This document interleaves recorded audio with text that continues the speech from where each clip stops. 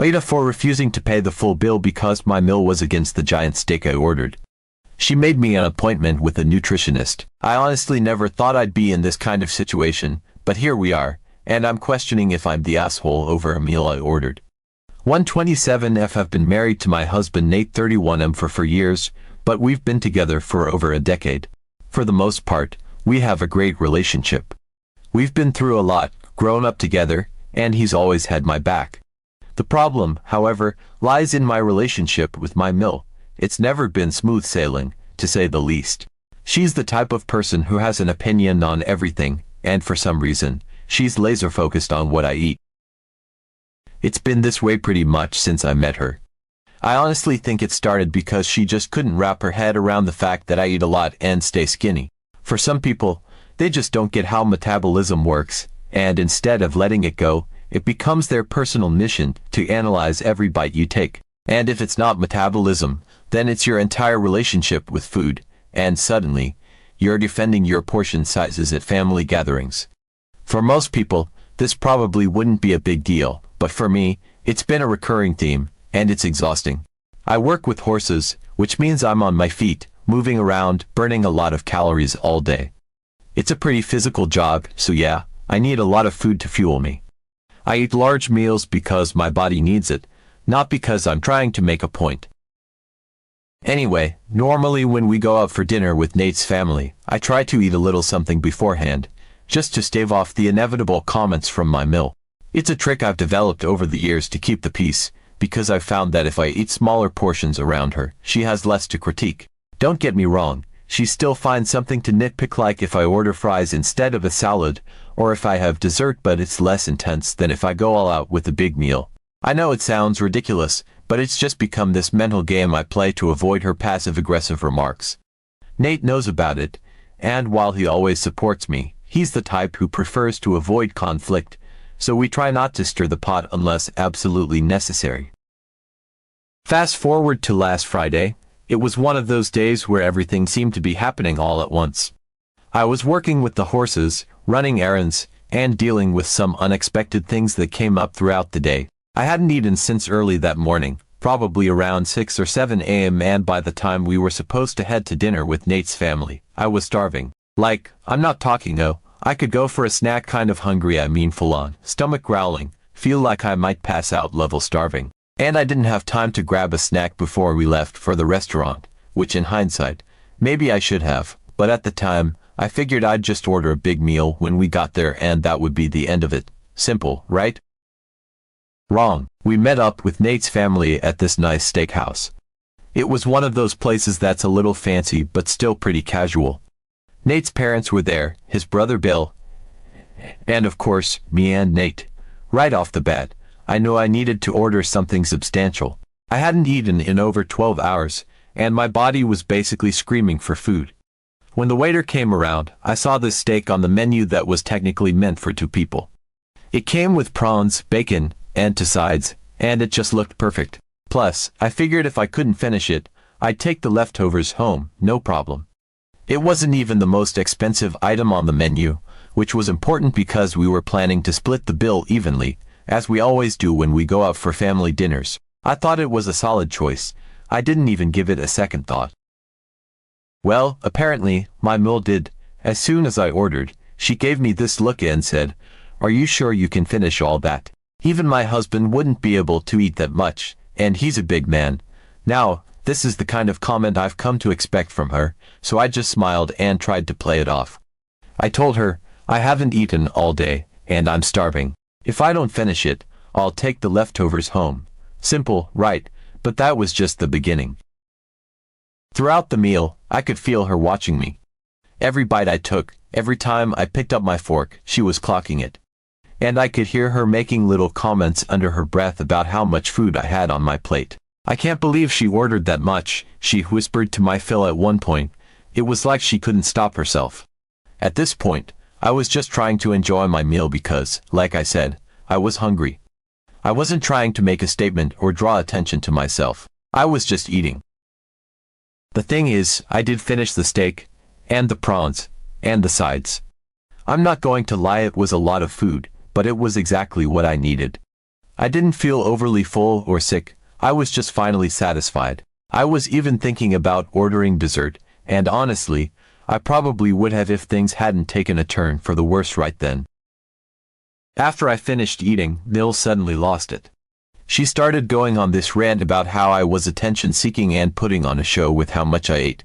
She said that I'd made her husband and Bill uncomfortable, that no woman should ever eat that much, and that it was unhealthy. According to her, something had to be wrong with me to finish a meal like that. She didn't stop there, though. She demanded that Nate and I covered the entire bill because, in her words, she wasn't planning on such a big expenditure. Now, let me remind you, Mill and Phil had ordered some of the most expensive dishes on the menu. My steak wasn't cheap, sure, but it was not the most expensive thing by far. So when she said that, I was just stunned. I couldn't believe what I was hearing. I calmly told her that we were absolutely not covering the entire bill, especially since the plan had been split equally, as we always do. I also pointed out that her own dishes were way more expensive than mine, so if she was worried about the bill, maybe she should look at her own plate first. At this point, Nate jumped in and backed me up. He told his mom that this whole thing was ridiculous and that we weren't going to pay for everyone just because I ordered a large meal. I could tell he was frustrated, but he kept his cool, which I was grateful for. Nil, on the other hand, wasn't having it. She kept insisting that I had ruined the entire dinner by eating too much and that I was being inconsiderate of the rest of the family. After that dinner fiasco, I honestly thought it couldn't get any worse. Nate and I had paid our portion of the bill and left the restaurant, and we spent the rest of the night at home shaking our heads over the absurdity of the situation. We even laughed about how ridiculous the whole thing was. I mean, who goes off on someone for eating a big meal? It wasn't like I had ordered the most expensive thing on the menu and left everyone else to foot the bill. I had my reasons, I was hungry, and that should have been the end of it. But of course, it wasn't. The very next day, I noticed that Nate's family had started posting all these passive-aggressive things on social media, like articles about what might cause excessive eating and other cryptic messages. It was clear they were targeting me without mentioning my name. The whole thing felt like high school drama, but coming from grown adults who were apparently upset that I finished a meal. And it wasn't just Mill, some of Nate's other relatives were chiming in too, adding their little subtle comments or liking the posts. It was all so absurd and childish that I almost laughed. Almost. Then the text started coming in. Nate's mom was sending me links to articles about diets and portion control, which I promptly ignored. The funny thing is, I don't even eat that much on a normal day. My appetite is just proportional to how much energy I burn working with the horses. But apparently, that didn't matter to her. In her mind, I was some kind of out-of-control leader, and she was going to fix it. I didn't reply to her texts because honestly, what could I say that wouldn't just add fuel to the fire? I hoped she would get the hint and move on, but nope. A few days later, my phone rings, and it's her. I was busy working at the stables, so I let it go to voicemail. Then she called again, and again. After the third missed call, I figured it must be something urgent, so I wiped the dirt off my hands, took a deep breath, and called her back. The conversation started off normal enough. She asked how I was doing, how work was, and made some small talk. But I could tell by the tone of her voice that there was something brewing underneath. Sure enough, after a few minutes of chit-chat, she dropped the bombshell. Listen, she started, in that condescending, faux-sweet tone she always uses when she's about to say something insulting but wants to pretend it's coming from a place of concern. I've been thinking a lot about your eating habits, and I'm really worried about you. I was already rolling my eyes. Worried about me? I'm fine, I said, trying to keep my voice neutral.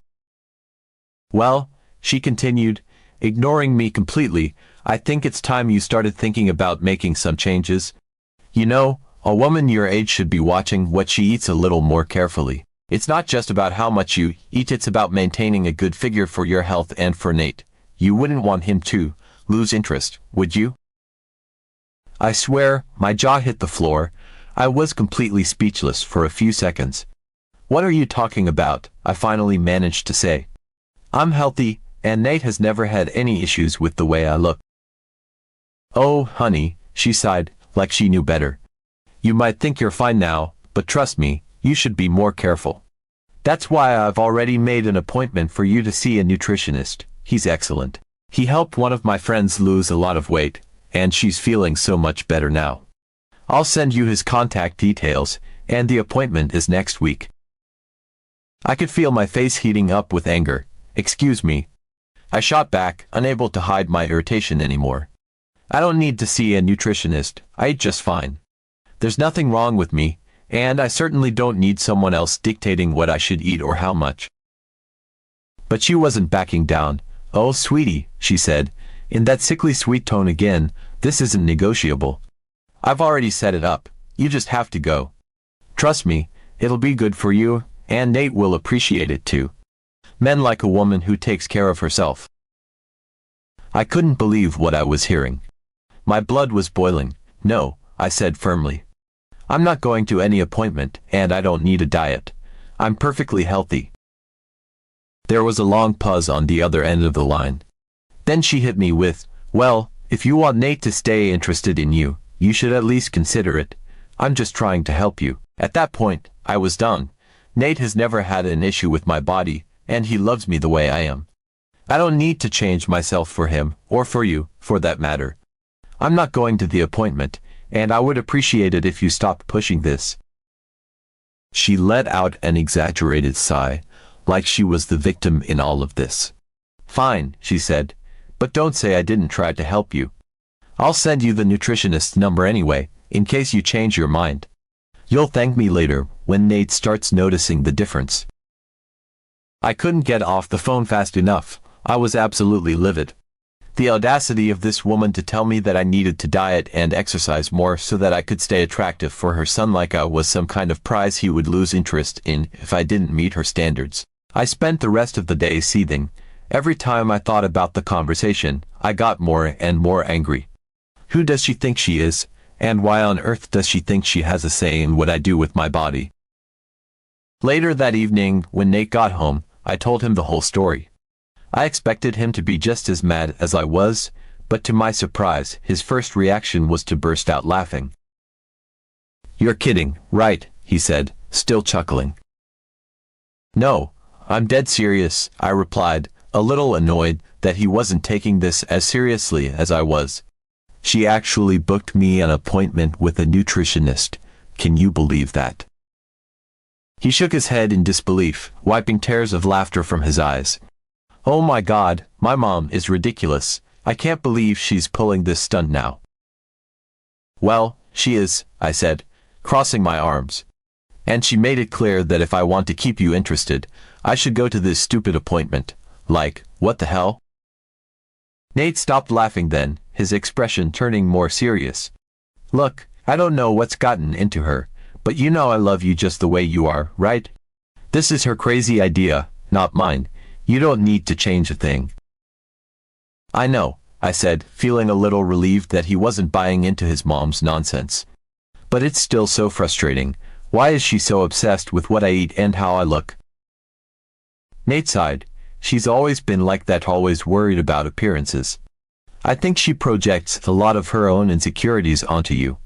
But trust me, you don't have to do anything she says. I love you exactly the way you are, and you don't need to diet or see a nutritionist or any of that crap. We'll deal with her." I felt a wave of relief wash over me. Nate always knew how to reassure me, and in that moment, I realized how lucky I was to have him on my side. His mom could keep sending her passive-aggressive texts and articles, but I wasn't going to let it get to me. I wasn't going to change myself for anyone, least of all for her. That night, as we sat together on the couch, Nate jokingly asked, "So, are you going to take her advice and go see this miracle nutritionist?" I threw a pillow at him. "Not a chance," I said, laughing.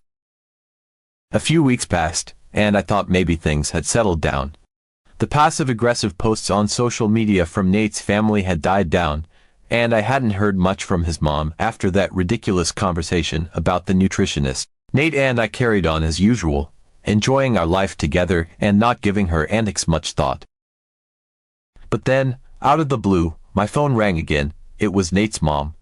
I stared at the screen, my stomach flipping a little, wondering what she wanted this time. I took a deep breath and answered. Hi, how are you? I greeted her, trying to keep my tone neutral. Oh, hi dear, she replied, in that overly sweet voice she always used before dropping some kind of bombshell. I've been thinking about you, and I wanted to check in. You know, it's been a few weeks since I made that appointment for you with the nutritionist. I was hoping we could meet up tomorrow, maybe have a nice lunch, and you can tell me all about it. I'd love to see how you're doing. My stomach dropped. She was expecting me to have gone to that nutritionist she'd so kindly booked behind my back. The problem was, of course, that I hadn't gone. I never even contacted the guy, and there was no way I was going to follow her absurd suggestions about dieting when I was perfectly happy and healthy. But now, here she was, practically demanding to see me and expecting to hear all about my supposed progress.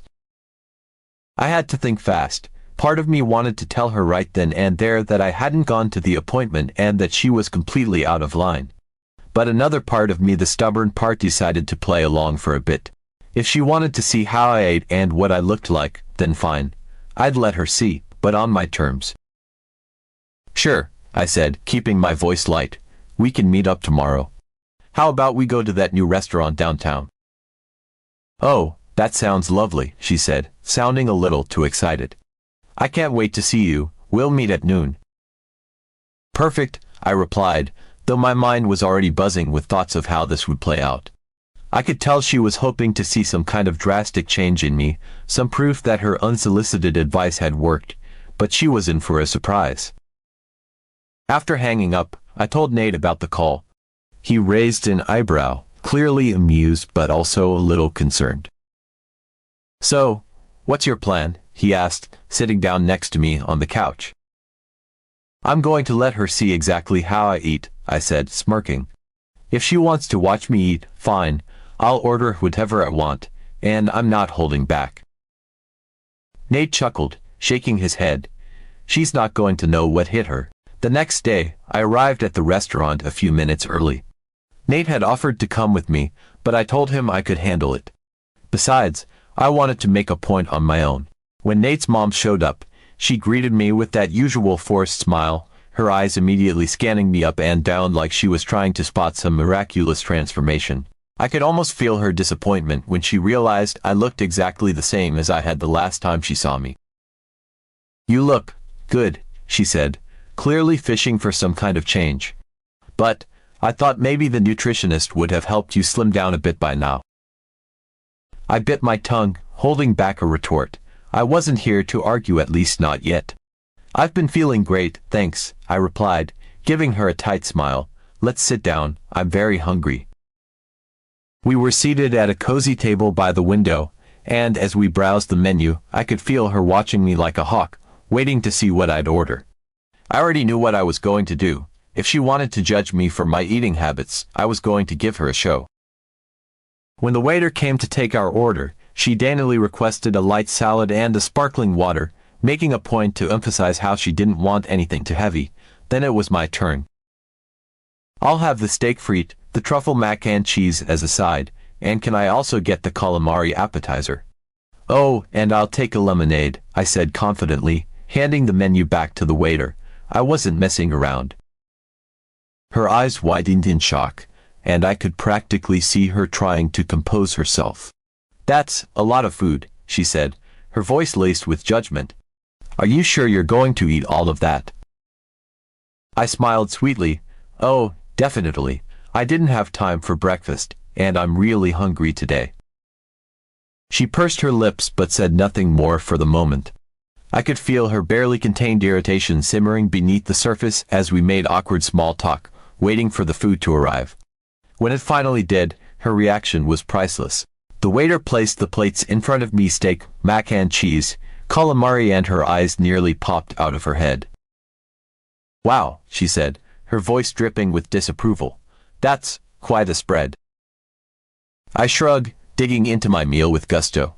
I told you, I was hungry. As I ate, she couldn't resist making little comments. You know, you really should be careful about how much red meat you eat. It's not good for you in the long run, or, that's a lot of carbs. Are you sure you need all that? I ignored most of it, nodding and smiling occasionally, but not letting her get to me.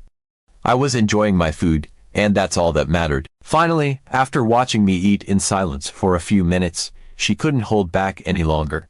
"How can you allow yourself to eat so much?" she asked, her tone incredulous.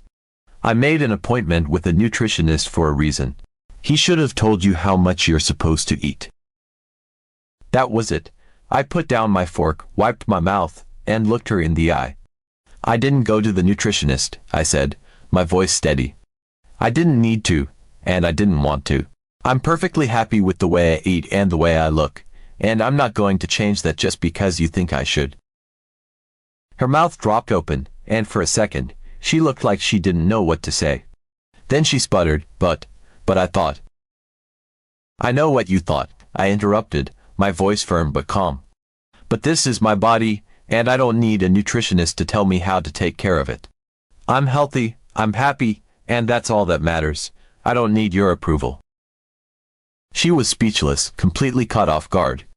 I could see as she tried to process what I'd just said, but before she could come up with a response, I flagged down the waiter and asked for the bill.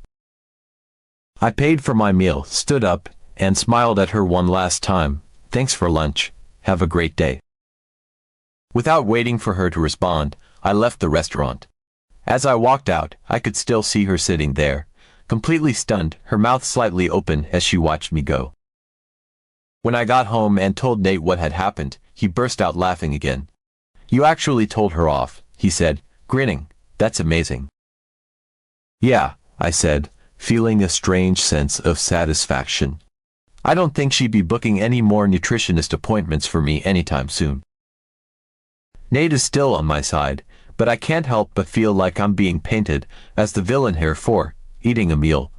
So now I'm wondering, am I the asshole for ordering and finishing a large meal, or is my meal just out of line?